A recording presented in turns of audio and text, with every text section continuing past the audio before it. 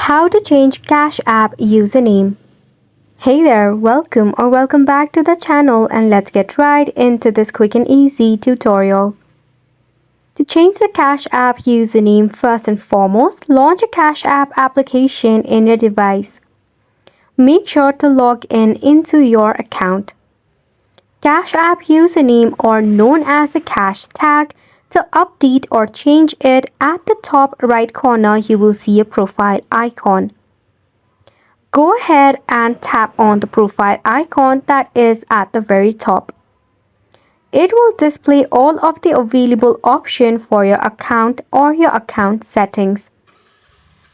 At the very top of this option, you will find the option of personal.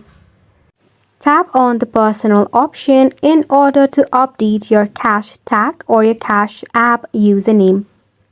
Here you will see the option of full name. You can also erase it and edit it. Right at the bottom you will see the cash tag, to which you can remove it and you can easily update into a new one. Just make sure to hit on the confirm button.